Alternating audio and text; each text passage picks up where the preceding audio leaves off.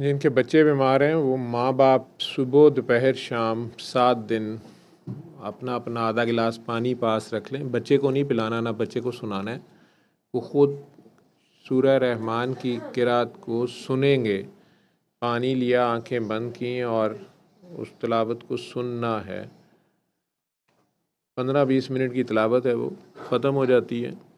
तिलावत ख़त्म हो जाए तो पानी लें, दोबारा आंखें बंद करें और अपने दिल में जितने प्यार से 3 बार अल्लाह अल्लाह अल्लाह कह सकते हैं, अपने दिल में प्यार से 3 बार अल्लाह कहें, आंखें बंद रखें और वो पानी भी पी लें।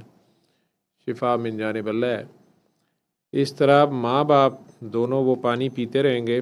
1 हफ़्ते के बाद सूरत नहीं सुननी और पानी पीते रहें। अगर लगे कि बच्चा पूरा ठीक नहीं है या कुछ उसमें कमी है या थोड़ा फ़र्क पड़ा है तो 8वें दिन तो ना सुनें, लेकिन उसके बाद फिर 1 हफ़्ता दोबारा सुन लें। अगर किसी वजह से किसी दिन 3 बार ना सुनी जा सके, 1 बार भी सुन ली है, 2 आयतें भी सुन ली हैं, तो उस दिन नागा नहीं हुआ। अलबत्ता कोशिश करें कि पानी में 1 मिनट लगता है, पानी कम से कम फिर ज़रूर पी लें। कई बार ऐसी हालत होती है, सिचुएशन ऐसी होती है, 15-20 मिनट भी नहीं मिल रहे होते, तो पानी लें, आंखें बंद करें, ख़ुद को अल्लाह के दरबार में पेश करें और अपने दिल में जितने प्यार से डूब के 3 बार अल्लाह अल्लाह अल्लाह कह सकते हैं, अपने दिल में कहें, आंखें बंद रखें और वो पानी पी लें। पानी ख़त्म हो जाए तो आंखें खोल दें। इस तरह वो पानी पीते रहें। 8वें दिन से जो जो शिफा याब होता जाए वो आगे लोगों को ख़ुद बताए। ये इलाज का हिस्सा है ताकि वो दोबारा, कई कैंसर के पेशेंट्स का आजकल फ़ोन आता है, 5 साल पहले सुनी थी ठीक हो गया था, 10 साल पहले सुनी थी ठीक हो, मुझे दोबारा वही कैंसर हो गया। मैं, आपने वही गलती की है, मैं वो पानी पीना भूल गई थी, आपने दुआएं कराई नहीं, वो भी नहीं कराई। ये करानी जो दुआ है ये आपने अपने लिए करानी होती है, अपने आप को करानी होती है।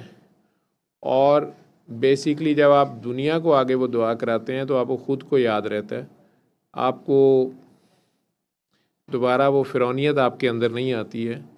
आप किसी बड़े को, किसी काबिल सादा एहतराम शख्सियत को, किसी उस्ताद को, किसी मोहसिन को ठुड्डा नहीं मारते, किसी का दिल नहीं दुखाते, किसी की आह का दोबारा शिकार नहीं होते,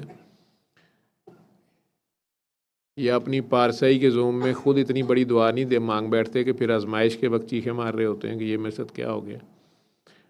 तो वो दुआ आप आगे करवाते रहते हैं, खैर बांटते रहते हैं। अगर अल्लाह की खातिर फ़ीस बिलिल्लाह ये काम आप अल्लाह की खातिर करते रहते हैं तो आपके कामों को अल्लाह ख़ुद वैसे ही देखता रहता है।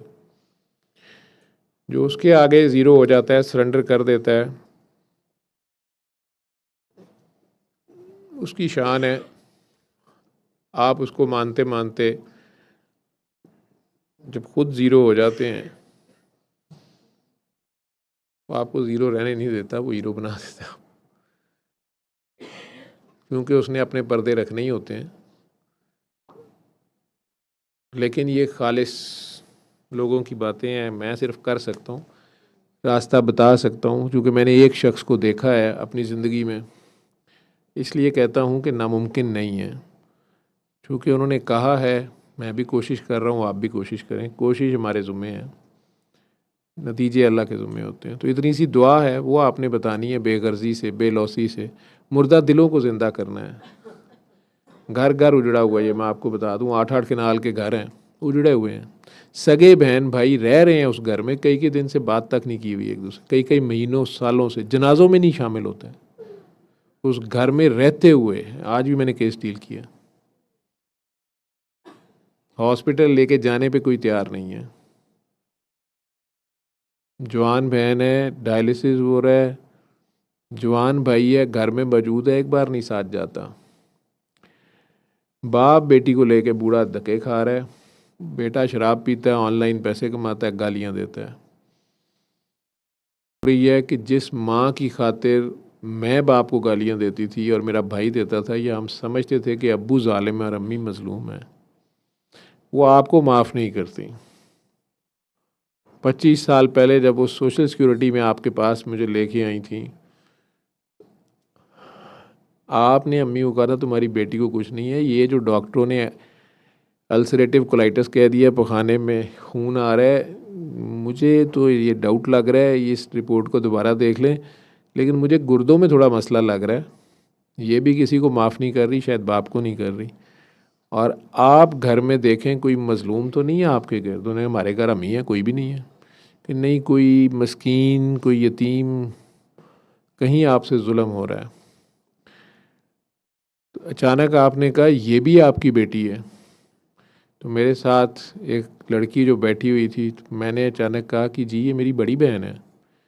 तो उन्होंने कहा हाँ मेरी सौतन मर गई सी पहली जड़ी वड्डी सी, ਉਹਦੇ ਬਾਅਦ ਉਹਦੇ ਚੋਂ ਇੱਕੋ ਹੀ है, तो फिर मेरे ਨਾਲ ਵਿਆਹ ਕੀਤਾ है।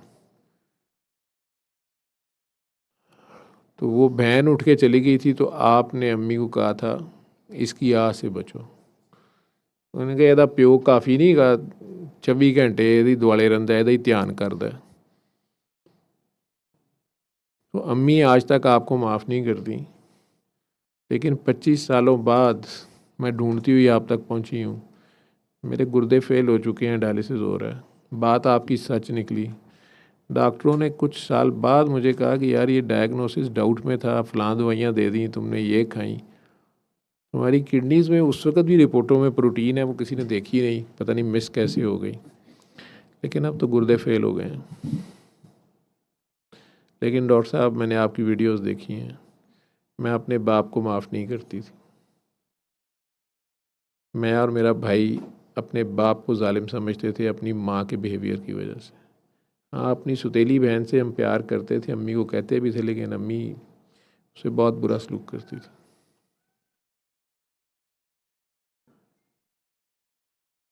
थोड़े से हम बड़े हुए तो फिर हमें अंदाज़ा हुआ कि अम्मी उतनी मज़लूम है नहीं जितनी हम समझते हैं, और अब्बू उतना जालिम नहीं जितना हम समझते हैं। लेकिन बैलेंस करने का वक्त गुजर गया हुआ था। भाई अपनी मर्ज़ी की अब शादी करना चाहता था, तो अम्मी नहीं मानी।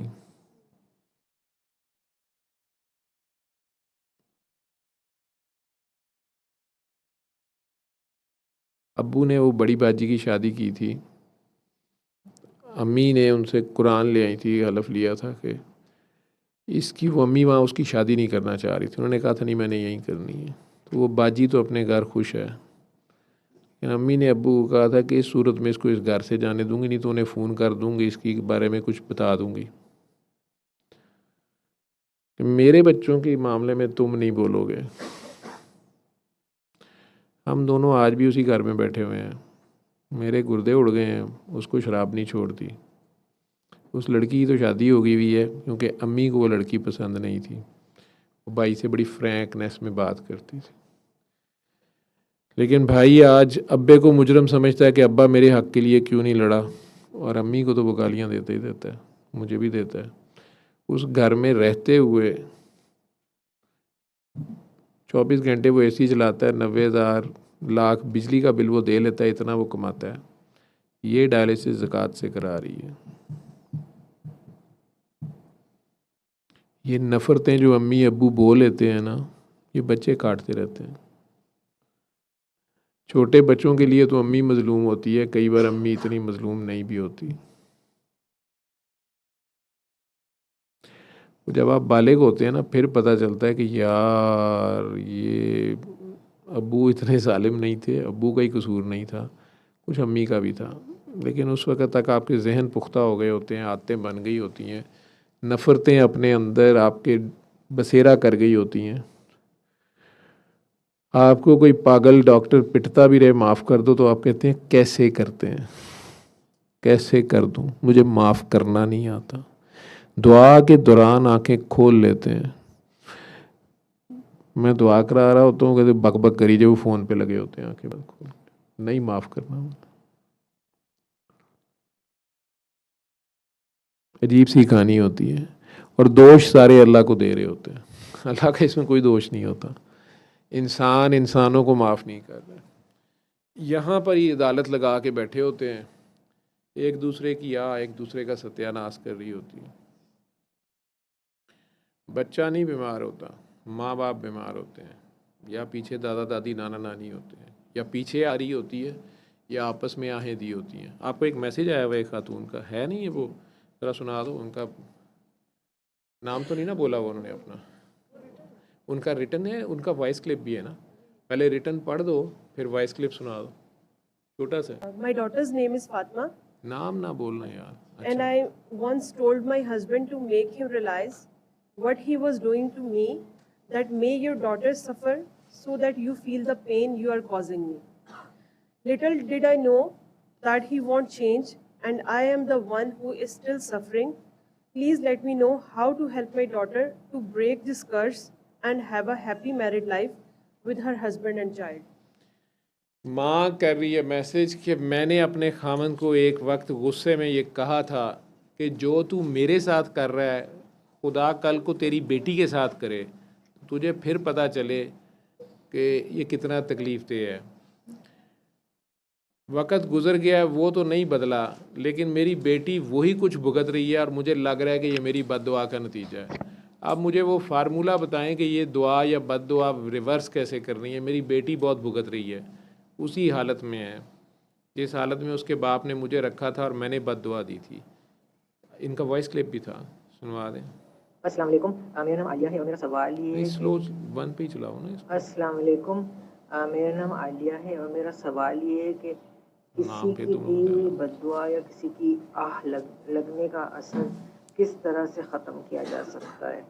इस वक्त मेरी बेटी की ज़िंदगी ख़राब हो रही है, तो मैं चाहती हूँ कि इसके बारे में ज़रूर बताएं। शुक्रिया। जिस किसी की आह निकली होती है, पहला फार्मूला उसी की दुआ निकले। जिस इंटेंसिटी पे जिसने आह दी होती है ना, उसी से दुआ निकलवानी होती है। अब ये खातून काकी जी जो वो कह रही हैं कि मुझे बताएं मैं बेटी के लिए क्या करूं, अपने खामद को उसी तरह दुआ दें, दिल से माफ़ करें। उसके लिए हो सकता है वो मज़लूम हो, आपको क्या पता है। बद्दुआ है, कर्स है, वो काकी जी अपने खामन को दुआ दो उसी तरह जिस तरह बद्दुआ दी थी ना उसे डूब के, उतनी इंटेंसिटी से उसे दुआ दो। अब अगर दुआ ले ही नहीं रहा आपसे, बद्दुआ तो उसने ले ली, तो या तो वो शर्मिंदा नहीं हो रहा। आप कह रही है ना कि मुझे नहीं पता था ये नहीं बदलेगा, या तो वाकई नहीं वो बदल रहा। लेकिन अब उस बच्ची का क्या कसूर है, वो आपसे पूछ सकती है। उसका कसूर यही है कि उसकी रगों में उस बाप का खून है, आप उससे नफ़रत करती हैं, वो अपनी जगह बाज नहीं आ रहा, आपकी आह ने उसको पकड़ा हुआ है, आगे से उसकी बच्ची पकड़ी गई हुई है। लेकिन आप अब पछता रही हैं कि बच्ची तो ये मेरी है। तो उस वक़्त नहीं पता था कि ये मेरी बच्ची है, इसकी बेटी मेरी बेटी है। निकाल तो दिया आपने फायर। हुजूर सल्लल्लाहु अलैहि वसल्लम ने कहा हुआ है कि अपने बच्चों को लाड में भी ना फटकारा करो। मतलब माएँ कई बार ऐसी कह ही देती हैं, उन्हें होता है केड़ा हो जाना है, लेकिन सरकार ने मना किया हुआ है क्योंकि आप वैसे ही उसे कह देती हैं और वो हो जाता है। कोई वक़्त का घड़ी का पता नहीं होता, ठीक है। ये वाइब्रेशन है, फ्रीक्वेंसी है, आप कहीं उस फ्रीक्वेंसी को टच कर जाते हैं, बच्चा भी मासूम है, वो एब्जॉर्ब कर जाता है। ये आपके ख्याल का ही खेल है, इंटेंसिटी का खेल है। आप हसद एक ख्याल ही होता है, और क्या होता है। और कौन सा हसद में आप किसी को जाके थप्पड़ थोड़ा मारते हैं, लेकिन उसका कोई नुकसान होता है तो अल्लाह करीम को सख्त नापसंद है, गुनाह कबीरा है, और आपकी नेकियां कम हो जाती हैं। यानी वो इस इंटेंसिटी की एनर्जी होती है, आपकी एनर्जी उस बंदे को चले जाती है, उसको नहीं चाहिए। एक्स्ट्रा एनर्जी भी कई बार उसके लिए ओवर चार्ज हो जाता है, तो उसका बैलेंस ख़राब हो जाता है। उसका जैसे एक बंदा तेज़ी से भाग रहा है, आप उसे हल्का सा पीछे से टच करें, वो गिर जाता है, ठीक है। आप अपने से करें मैं थापी मारी है और तेज़ दौड़, फर्स्ट आ जा, वो गिर जाता है। तो आपकी वो एनर्जी एक्स्ट्रा उसको नेकी की सूरत मिल जाती है, आपकी नेकियां कम हो जाती हैं, एनर्जी आपकी ज़ाया होती है, लेकिन अपेरेंटली दुनिया में उसका नुकसान होता है, आखिरत में उसका भला हो जाता है। लेकिन ज़ाहिरी बात है, दुनिया में तकलीफ़ दे दी है आपने, आप फंस गए। हसद बेसिकली शिरक की ही एक फॉर्म है कि आप अल्लाह की शान में गुस्ताखी कर रहे हैं, उसकी तकसीम में, उसके दिए हुए में कजी देख रहे हैं कि उसके पास क्यों है, मेरे पास क्यों नहीं है।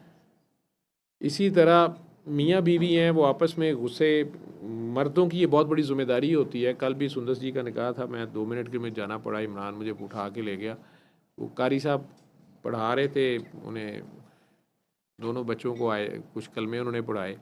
असल में तो ज़िम्मेदारी होती है। तो सबसे पहले उन्होंने काकी से जाके पूछा, और वो छोटे से कमरे में काकी जहाँ बैठी होती है दुल्हन, वो थे चंद गवाहान, तो वो उनसे पूछ रहे थे कि आपको कबूल है। उसने बोल दिया, साइन कर दिए। असल शादी होती काकी की मर्ज़ी का नाम है। काकी यस कर रही है कि नहीं कर रही है, लेकिन यस करने के बाद उसको भी ज़िम्मेदारी पूरी करनी है। उधर से काके को सारों के सामने, काकी को तो लहदा पूछा जा रहा है, चंद लोगों की मौजूदगी में काके को सारों के सामने, हाल के सामने पूछा जाता है कि हाँ भाई तू ये ज़िम्मेदारी निभाएगा उस खुदा को हाजिर नाजिर जान के, मतलब वो हर वक्त तेरे साथ होगा। तकवा ये है, वो आप पे डिपेंडेंट होगी, सॉर्ट ऑफ आपको हुक्मरान मुकर्रर किया जा रहा है। आप जैसे दुनिया की हुक्मरानी हम छीन छीन के ये लेते हैं और हलफ उठा के अल्लाह के सामने बगैरती कर रहे होते हैं, ये खामंद की ज़िम्मेदारी होती है कि वो अल्लाह को हाजिर नाजिर समझे। उसी के साथ साथ बीवी भी, तकवा यही है कि खामंद की एब्सेंस में भी जहाँ कोई नहीं देख रहा, वो उसकी इमानत का ख्याल करे, उसके माल का, उसके घर का, उसकी औलाद का, वो सारी चीज़ों की उसकी ज़िम्मेदारी जो है। दोनों ने अपना अपना रोल प्ले करना है, और रोल उन्होंने इसलिए प्ले करना है कि उन्होंने ये अल्लाह का हुक्म है, अल्लाह के लिए करना है। फिर ये सबसे बड़ी इबादत है, ये कायनात की सबसे बड़ी नमाज है। ये नमाज, रोज़े, हज, ज़कात से बड़ी है। खाना काबा का चक्कर काट लेना अनदेखे अल्लाह का, वो और चीज़ है। आपके रोज़मर्रा के मामलात में जहाँ कोई नहीं देख रहा और वहाँ अल्लाह को हाजिर नाजिर मान के अल्लाह की दी हुई ज़िम्मेदारियों को, अमानतों का ध्यान करना, ये है इबादत, ये है खुदा को देखना। 24 घंटे एहसास खुदा में रहना। और जैसे काकी का हाल हो रहा था, अभी काँप रही थी और आंसू आ रहे थे, एहसास नबी में रहना कि नहीं वो देख रहे हैं। उन्होंने आखिरी बात भी तुम लोगों को नमाज रोज़े आज की नहीं कही, उन्होंने कहा भाई काकियों का ख्याल करना, पहला सवाल काकियों का होना है। आखिरी सांसों पे भी उन्होंने कहा बीवियों का ख्याल करना। कोई बात तो होगी, क्योंकि आप हुक्मरान बने हुए ना, सिर्फ अकेले शहबाज शरीफ को गालियाँ ना दें। हम भी अपने अपने घरों में अपनी अपनी बीवियों में हुक्मरान बने हुए हैं। क्या हम वाकई ज़िम्मेदारियाँ पूरी कर रहे हैं? हम भी तो घर में शहबाज शरीफ नहीं बने हुए कहीं, या जालिम तो नहीं बने हुए, या फ़िरौन तो नहीं बने हुए। और अगर वो कहीं अपनी ड्यूटी वाकई ऑनेस्टी से पूरी कर रही है, वो वाकई आसिया बीबी की तरह से अपनी जगह पे पूरी है काम में, आप फ़िरौन बने हुए हैं दुनिया के साथ मामलात में भी, उसके साथ भी, तो यहाँ पर ही आपकी काम शुरू हो जाते हैं। और उसकी आह निकल गई, बीवी की अगर आह निकल गई तो भी ताम खराब है। और उसने गुस्से में आपकी औलाद को ही दे दी, तो औलाद उसकी भी है, वो तो भूगत तो रही है। इसका मतलब है ताली दोनों हाथों से बजी, कुछ उनका भी होगा। लेकिन काकी जी, चूँकि आप मक्खी तरह आप डूब के, आपने फार्मूला पूछा है, मैं बता देता हूँ। तो उन्हें दिल से दुआ दें, उनसे प्यार करें, उनकी खामियों समेत इतना प्यार करें, इतना प्यार करें कि वो बदल जाए, वो हैरान हो जाए, उन्हें सरप्राइज़ कर दें, उनकी गर्लफ्रेंड बन जाए। आपकी खातिर बता रहा हूँ, करना है करना है, नहीं करना ना करो। इतना प्यार करो कि वो शर्मिंदा हो जाए, वो अपने जुल्म सितम पे शर्मिंदा हो जाए। इतना प्यार करो, सोचने पे मजबूर हो जाए कि यार ये किस पत्थर की बनी हुई है, ये क्या है, इसके साथ मैंने इतनी ज़्यादती की है, ये फिर मेरे से हंस के बात कर रही है, मेरा ख्याल रख रही है। नहीं तो गालियाँ देनी, आगे से बददुआएँ देनी, टिट फॉर टैट पे रहना, ईंट का जवाब पत्थर से देना, ये कोई बड़ी बात नहीं है। वो ये तो जो नबी पाक के नहीं भी हैं उम्मती, वो भी यही कर रहे हैं। नबी पाक तो पत्थर खा के दुआ देने वाले हैं, जान शहीद करा के दुआ देने वाले हैं, बच्चे ज़िबा करा के दुआ देने वाले हैं। उनके खनवादे ने, उनके प्यारों ने तो ये रस्म निभाई है। तो मियाँ बीवी ने तो आपस में ही अगर रहना भी है और ऊपर से बच्चों की खातिर चले रहना है, जब कुर्बानी देनी है तो फिर चींचू की, फिर खाल भी देनी है, सिरी भी देनी है, पावे भी देनी है, ओछड़ी भी देनी है, फिर सब कुछ ही देना है। ठीक है, सींग भी देने हैं।